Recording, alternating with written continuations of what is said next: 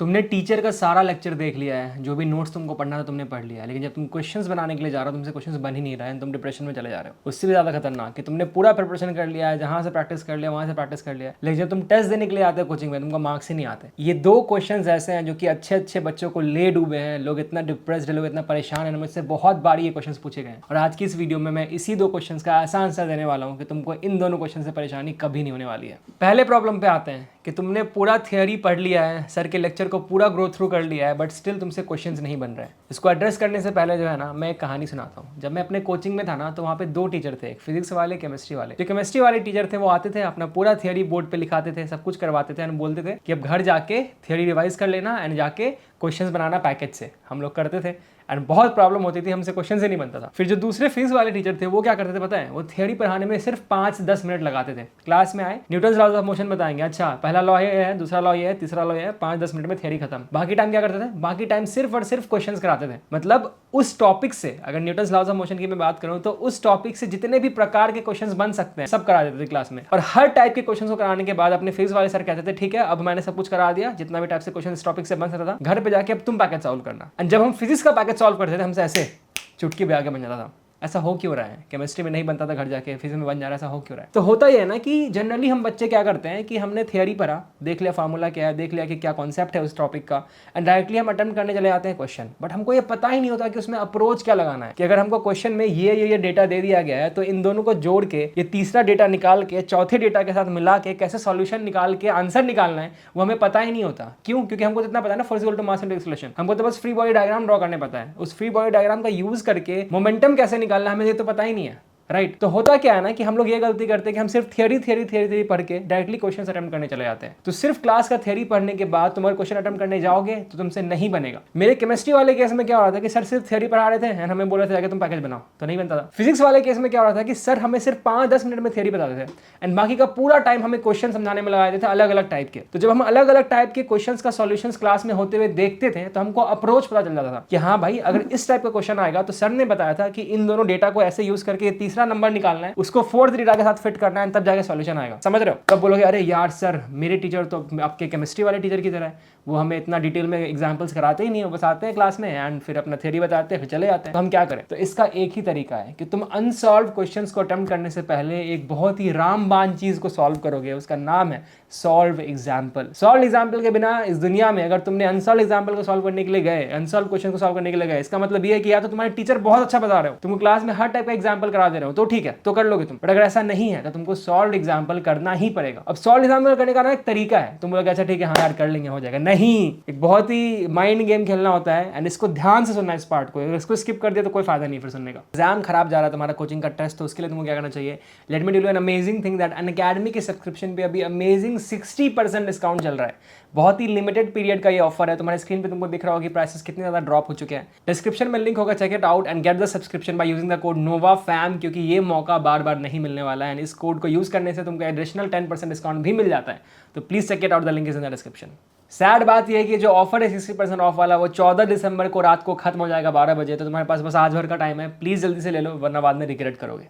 इसके साथ साथ एक अमेजिंग आरोहण बैच शुरू हो रहा है फॉर दोस्त जो कि जेई मेंस एडवांस 2024 के लिए प्रिपेयर कर रहे हैं। यहाँ पे बेस्ट एजुकेटर्स इंडिया के अवेलेबल है एंड यान अकेडमी पे तुमको लाइव एक्सेस हो सकता है एंड तुम्हारे बहुत फायदे का है। इस बैच की कुछ अमेजिंग यूएसपीज तुमको बताता हूँ कि यहाँ पे फुल सिलेबस कवरेज होगा before the first JEE Main 2024 attempt, 600+ hours of live interactive session with top educators and the top performers in the batch will get to be a part of special rankers group under the guidance of Ashish Arora sir. इस batch में enrol करने के लिए use the code NOVAFAM, क्योंकि इस code को use करने से तुमको अकेडमी के सब्सक्रिप्शन पर 10% डिस्काउंट मिलता है और भी बहुत सारे फ्री बेनिफिट्स मिलते हैं। अब वीडियो में आगे बढ़ते हैं।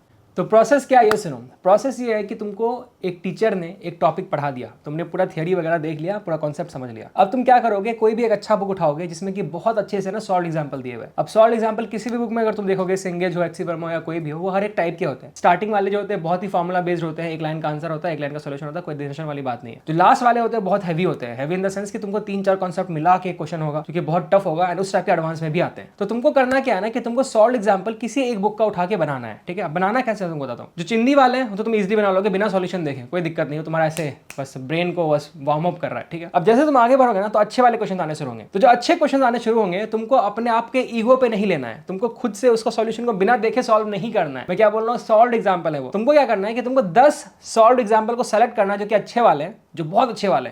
सेलेक्ट कर लिया 10 को एंड उसका सॉल्यूशन पढ़ लिया कि अच्छा इस क्वेश्चन में ये नंबर दिया हुआ था, ये डेटा दिया हुआ था, इसका सॉल्यूशन इन्होंने ऐसे किया है। जब तुमने उन 10 क्वेश्चंस का सॉल्यूशन देख लिया, बुक को बंद करके टहलने चले जाओ, खेलने कूदने चले जाओ, कुछ और सब्जेक्ट पढ़ने चले जाओ, या फिर रात को पढ़ के सो जाओ एंड सुबह उठो, ठीक है। मतलब बेसिकली 10 क्वेश्चन का सॉल्यूशन अच्छे से देख के समझ के उसको थोड़ी देर के बाद फिर से खोलेंगे। फिर से खोला बुक को, उसी 10 एग्जांपल को उठाया एंड इस बार क्या करेंगे, बिना सॉल्यूशन देखे उसको खुद से अटेम्प्ट करने की कोशिश करेंगे। सॉल्यूशन तो देखा था ना थोड़ी देर पहले या फिर पिछली रात, तो सॉल्यूशन तुमने देख रखा है, बस तुमको खुद से उसको अटेम्प्ट करना है। खुद से जब अटेम्प्ट करोगे ना तुमको ऑब्वियसली सेम सॉल्यूशन रिकॉल होगा कि अच्छा मैंने कल रात को जब देखा था तो उन्होंने ये करके ये करा था, ठीक है। तो एक कंडीशन लेते हैं, मान लेते हैं कि तुमने रात को 10 क्वेश्चन का सॉल्यूशन देखा एंड अब तुम सुबह उठे हो, रात को तुमको नींद आ गई थी, हम तुम बोल रहे हो कि सुबह हम सॉल्व करने बैठेंगे। तो सुबह तुमको क्या करना है कि उन्हीं 10 क्वेश्चंस को उठाना है और उसको लेके बैठ जाना है। इस बार तुम उन 10 क्वेश्चंस को एक लिमिटेड टाइम में सॉल्व करने की कोशिश करोगे बिना सॉल्यूशन देखे। फॉर एग्जांपल तुमने बोला कि इन 10 क्वेश्चंस के लिए लेवल इतना टफ है तो 2 घंटे लगेंगे शायद, तो 2 घंटे तुमने अपने आप को अलॉट किया एंड 2 घंटे में उन 10 क्वेश्चंस को सॉल्व करने के लिए बैठ गए बिना सॉल्यूशन देखे। मतलब तुमने रात में सॉल्यूशन देख लिया था, अब नहीं देख रहे हो। 10 क्वेश्चन तुमने सॉल्व करने बैठे, मान लेते 10 में से 8 बना, 2 नहीं बना, कोई बात नहीं है। अब जो 8 बना है तुम क्या करोगे, उसका सॉल्यूशन को एग्जांपल के सॉल्यूशन से मैच करोगे कि उन्होंने बुक में क्या किया और मैंने क्या किया। टेक्निकली तुमने रात में सॉल्यूशन देखा था बट भूल भी सकते हो, राइट। तो तुम देखोगे तुमने कुछ अलग तो नहीं किया, क्या पता कि उन्होंने 10 लाइन में सॉल्व किया तुमने 1 लाइन में कर दिया, या फिर उन्होंने 1 लाइन में कराओ तुमने 10 लाइन में कराओ। तो देखो क्या डिफरेंस आ रहा है। और जो 2 क्वेश्चन नहीं बने थे उनका सॉल्यूशन फिर से देख लो और उसको कुछ देर के बाद फिर से अटेम्प्ट करना। तो हुआ यूं कि तुमने जब 10 अलग अलग टाइप के क्वेश्चन एग्जांपल से खुद से बनाए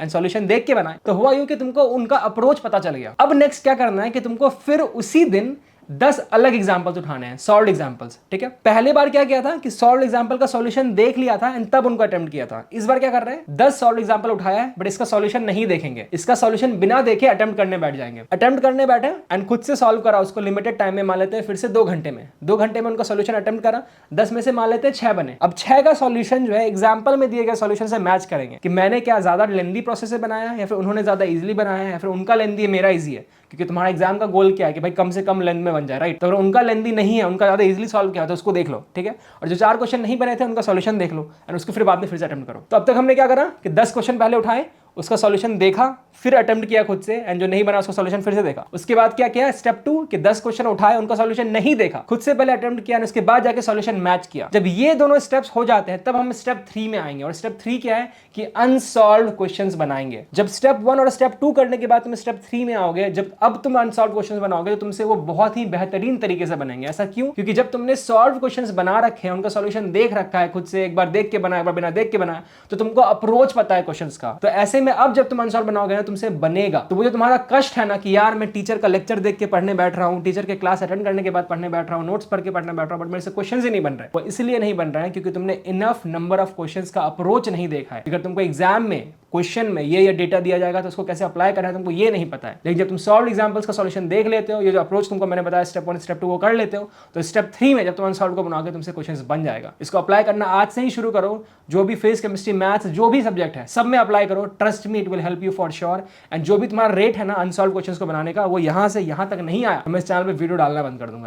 अब आते हैं दूसरे क्वेश्चन पे जो कि बहुत ही ज्यादा इंपॉर्टेंट क्वेश्चन है कि यार भैया मैंने ना ये थियरी पढ़ लिया था, ये बुक पढ़ लिया था, ये बुक बना लिया था, यहाँ से प्रैक्टिस कर लिया था, इस टीचर का नोट्स पढ़ लिया था, लेक्चर देख लिया था, बट तभी भी इतना सब कुछ करने के बाद भी जब मैं एग्जाम हॉल में जाता हूँ ना तो एग्जाम में मेरे से क्वेश्चंस नहीं बनते। इसका जवाब ये है कि भैया अगर क्वेश्चंस नहीं बनते ना तो खुश हो जाए एग्जाम में। आई नो कि तुम्हारा मेंस का एग्जाम आ रहा है, अगर तुमसे अभी क्वेश्चन नहीं बन रहे तुम बहुत सैड हो गए, बट एग्जाम में कोचिंग के एग्जाम में क्वेश्चन नहीं बन रहे तुमको खुश होना चाहिए। क्यों होना चाहिए, ध्यान से सुनो इसका आंसर। ये जो कोचिंग का एग्जाम होता है उसका टारगेट क्या होता है, उसका टारगेट ये होता है कि तुम ये देख सको कि तुम्हारा जो प्रिपरेशन है वो किस लेवल तक हुआ है। तुमने काइनेमेटिक्स तो पढ़ लिया बट काइनेमेटिक्स के क्वेश्चंस तुमको किस लेवल तक आते हैं, क्या प्रोजेक्टाइल मोशन तुमको अच्छे से आता है नहीं आता है। अगर तुमको हल्का सा डेटा में चेंज कर दिया जाए, हल्का सा घुमा दिया जाए क्वेश्चन में, तो क्या तुमसे वो बनता है या नहीं बनता है। तो बेसिकली तुम कितने पानी में हो वो देखने के लिए कोचिंग का टेस्ट होता है एंड उसके बेसिस पे तुम अपने प्रिपरेशन को इंप्रूव कर सकते हो। क्योंकि कोचिंग का टेस्ट तुम्हारा फाइनल एडवांस का एग्जाम नहीं है, मेंस का एग्जाम नहीं है, वो बस देखने के लिए कि तुमको और कितना इंप्रूव करने की जरूरत है। तो कोचिंग का टेस्ट ना होना तो तुम्हारी जिंदगी में तुमको सैड होना चाहिए। पता है क्यों, अगर तुम कोचिंग का टेस्ट नहीं दे रहे हो तुमको पता ही नहीं चला तुम कितने पानी में हो, समझ रहे हो। इसलिए कोचिंग का टेस्ट एग्जिस्ट करता है, थैंक यू बोलो जाके कोचिंग वालों को। एंड दूसरा अगर नंबर कम आता है तो थैंक यू बोलो खुद को कि एटलीस्ट तुमको पता है कि तुम कितने पानी में एग्जिस्ट करते हो। अब कैसे इससे बाहर निकलना है पानी से वो मैं तुमको बताता हूँ। कोई भी कोचिंग का टेस्ट देंगे उसके बाद एक चीज करेंगे, वो ये है कि कि तुम सबसे पहले ये देखोगे कि तुमसे कौन से क्वेश्चंस बने हैं और कौन से क्वेश्चंस नहीं बने, कौन से क्वेश्चंस ऐसे हैं जो कि लेट से बने हैं, कौन से क्वेश्चन ऐसे हैं जो कि बहुत जल्दी बन गए। क्यों मैंने बोला कि तुमको अगर क्वेश्चंस नहीं बनते कोचिंग में तो तुमको खुश होना चाहिए? वो इसलिए क्योंकि जब भी तुमसे कोई भी एग्जाम में तुम जाते हो तो वहां पे वैसे कौन से क्वेश्चंस होते हैं जो कि तुम कभी भूलते नहीं हो, जो क्वेश्चन बन जाते हैं वो, या फिर जो क्वेश्चन नहीं बनते वो। मैक्सिमम बच्चों के केस में ये होता है कि जब वो एग्जाम में जाते हैं उनसे कोई क्वेश्चन नहीं बनता है तो उनको बहुत रिग्रेट होता है कि अरे यार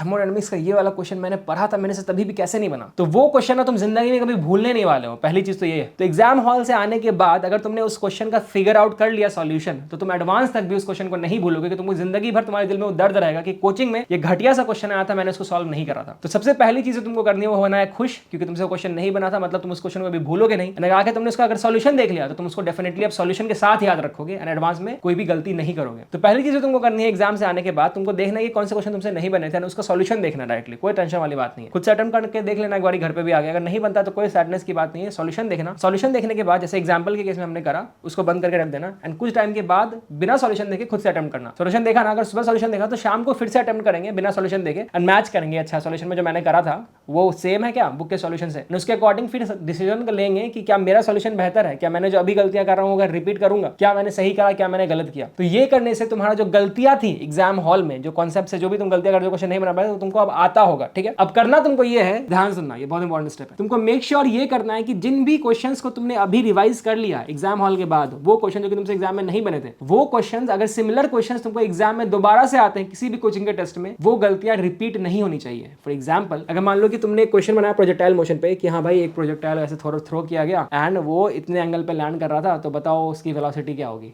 ठीक है, तुमसे क्वेश्चन एग्जाम में नहीं बना था, तुमने घर पे आकर उसको सब कुछ फिगर आउट कर लिया, थ्योरी वगैरह पढ़ा, सॉल्यूशन वगैरह देखा, तुमको अब आता है वो क्वेश्चन। तब होना ये चाहिए, मेक श्योर करना होगा तुमको कि अगली बार जब सिमिलरली प्रोजेक्टाइल मोशन से ऐसा कोई भी क्वेश्चन आता है तुमसे वो गलती ना हो। प्रॉब्लम तब है, सैड तुमको तब होना चाहिए जब तुम बार बार सेम क्वेश्चन को गलत करके आ रहे हो एग्जाम हॉल में, तो भाई बहुत दिक्कत वाली बात है। तब तुम अगर सैड हो रहे हो तो बिल्कुल सैड हो, तब बनता है तुम्हारा सैड होना। ठीक है, बट अभी के लिए तुम्हारा टारगेट सिर्फ इतना होना चाहिए कि जो भी क्वेश्चन तुमसे एग्जाम में नहीं बन रहे हैं उसका सॉल्यूशन को फिक्स आउट करेंगे एंड अगले एग्जाम में उसको गलती नहीं करेंगे। ऐसा मैं क्यों कह रहा हूं खुश होने के लिए, जरा सोचो इस बात को। मान लेते कि मेरा एडवांस का एग्जाम 1 साल के बाद है, 1 साल के अंदर मान लेते मैंने कम से कम 50 टेस्ट दिया। ठीक है, और हर टेस्ट में मान लेते कि 10 ऐसे क्वेश्चन थे जो कि मेरे से नहीं बन रहे थे। हर टेस्ट में 10 क्वेश्चन, टोटल 50 एग्जाम्स, कितने हो गए 500 क्वेश्चन। मतलब वो 10 क्वेश्चन जो नहीं बने होंगे फॉर श्योर वो अलग अलग टॉपिक से होंगे, क्योंकि मैं ये मेक श्योर कर रहा हूं कि हर टेस्ट में पुराने टेस्ट की गलती को मैं रिपीट नहीं करूंगा और हर टेस्ट में मैं फिर भी 10 छोड़ के आ रहा हूं। इतना IITian बनने वाले इतना कैलकुलेशन कर लेना भाई। तो मतलब मैं 500 नए क्वेश्चंस, 500 नए टाइप के टॉपिक्स को कमांड कर पा रहा हूं उन टेस्ट्स के बाद। तो एडवांस आते आते उन 500 क्वेश्चंस में से कोई एक भी वेराइटी का क्वेश्चन अगर एग्जाम में आ गया एडवांस हॉल में, तो मैं वो नहीं छोड़ूंगा। क्यों? क्योंकि हर एग्जाम के बाद मैंने उन 10 क्वेश्चंस को मार्क कर लिया होगा, मास्टर कर लिया होगा। समझ रहे हो? तो इसलिए अगर कोचिंग के एग्जाम में कम मार्क्स आता है तो बिल्कुल घबराना नहीं है, खुश हो जाना है और अपनी गलतियों को बस सुधारते जाना है और ये मेक श्योर करना है कि अगले एग्जाम में उस गलती को रिपीट नहीं करेंगे। ठीक है, भगवान तो नहीं होना, इंसान हो, तो कितना भी पढ़ लो गलतियां तो होंगी, बस उस गलतियों को रिपीट मत करना। एग्जाम हॉल के बाद पेपर को एनालाइज करना अच्छे से, तब जाके वो गलतियां रिपीट नहीं होंगी। That's all for this video guys, but जाने से पहले एक टिप देके जाता हूं कि जब भी तुम पहले अटेम्प्ट में अपने क्वेश्चंस को बना रहे हो, चाहे वो एग्जांपल्स हो, चाहे वो अनसॉल्व हो, चाहे वो सॉल्व हो, जो भी ऐसे क्वेश्चंस होते हैं ना जो कि तुमसे एक बार में नहीं बने, जो भी ऐसे क्वेश्चंस होते हैं तुमको लगता है कि बहुत ही इंटरेस्टिंग क्वेश्चन था, थोड़ा दिमाग तुमको ज्यादा लगाना पड़ा, उसको प्लीज स्टार मार्क कर देना, उसको प्लीज सर्कल कर देना, कुछ भी एक अलग से उसको सिंबल दे देना, ताकि जब तुम रिविजन करो तो उन क्वेश्चंस को जरूर गो थ्रू करो। तो जो भी अच्छे क्वेश्चंस है प्लीज उनको मार्क कर लो, चाहे वो एग्जाम्पल में हो, चाहे वो कहीं पे भी हो, तुम्हारा प्रिपरेशन, तुम्हारा रिविजन बहुत ही अलग लेवल पे हो जाएगा। That's all for today. अगली वीडियो किस टॉपिक पे चाहिए प्लीज नीचे बता के जाना, तुम जो बोलोगे उस पे वीडियो आ जाएगी, इसकी गारंटी मेरी। चैनल को सब्सक्राइब कर लो। हम लोग यहाँ पे 2 लाख सब्सक्राइबर वाली फैमिली बन चुके हैं यहाँ पे हैं। Really means a lot to me. Thank you so much for all the love and support. See you soon in the next one.